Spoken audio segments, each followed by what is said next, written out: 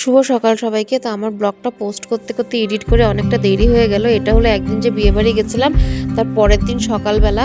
তো বিয়েবাড়ি থেকে আমরা সবাই অনেক রাতেই ফিরেছি, সেই জন্য আর ইচ্ছে হলো না ঘরটা গুছিয়ে রাখা। তো সকাল সকাল উঠে আমি আর মা কাজে লেগে পড়েছি। তো আমি এখন চান করে আসলাম। মা অনেক আগে থেকে অনেক কিছু গুছিয়ে রেখে কাপড় টাপড় কাচা হয়ে গেছে। তো এই জিনিসগুলো যেগুলো পরে গেছিলাম সেগুলো জায়গার জিনিস জায়গাতে ভালো করে গুছিয়ে রেখে দিচ্ছি। আমি এগুলো শোকেসের উপর থেকে বক্স টক্স সব সরিয়ে এখন যেগুলো যেগুলো জায়গায় সেগুলো রেখে দিচ্ছি।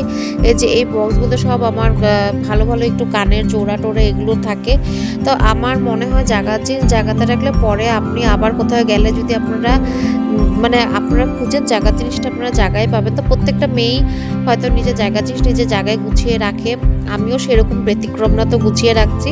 তো দেখুন প্রথমবার সেট করতে নিয়েছি, সেট করতে পারিনি, তো সেকেন্ডবার ভালো করে সেট করে নিচ্ছি। আসলে বক্সটা ছোট, তো বক্সটা আনতে যে অনেক জিনিস, তো ভালো মতন একটু সেট না করলে জায়গা হয় না। এটা হলো আমার লিপস্টিকের বক্স পড়ে গেল। যাই হোক এখানে অনেক লিপস্টিক নেই, তো যে কয়টাই আছে হাইলাইটার টাইলাইটার এগুলোই থাকে।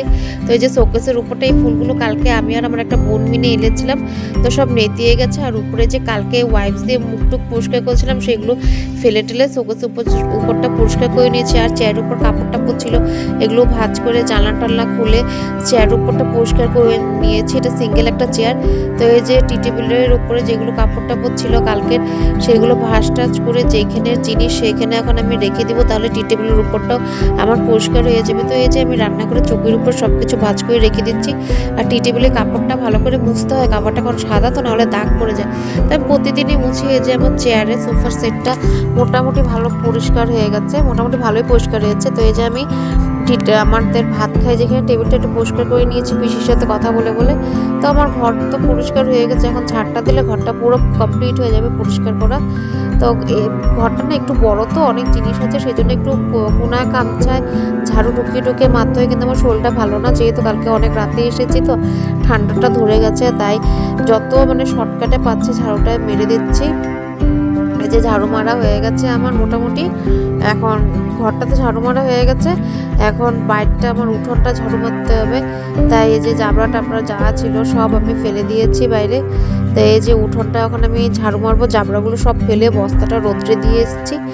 তো এই যে এখন আমি বাইরের যে সোয়েটারগুলো কালকে পরে গেছিলো মা পিসি সবাই, আমি পরিনি, তো ওগুলো রোদে দিয়ে দিয়েছি, বস্তাটা বাইরে ঝেড়ে পেতে দিয়েছি। এখন হলো গিয়ে আমি ব্ল্যাঙ্কেট গুছিয়ে নিব। ভাই উঠে গেছে, তারপর বিছনা সবসময় টান টান করে উঠালেই ভাল লাগে। তো আমার কিন্তু ব্ল্যাঙ্কেট ভাঁজ করতে একদম ভাল লাগে না, ঠান্ডা দিনে তো কি করব, করতেই হবে। তো এই যে ব্ল্যাঙ্কেটগুলো ভাঁজ করে জায়গার জিনিস জায়গায় রেখে দিচ্ছি। আমার ড্রেসিং টেবিলটাও মোটামুটি পুরোটা গুছানো হয়ে গেছে, কিছুটা বাকি আছে, করব, এখন আর ইচ্ছে করছে না।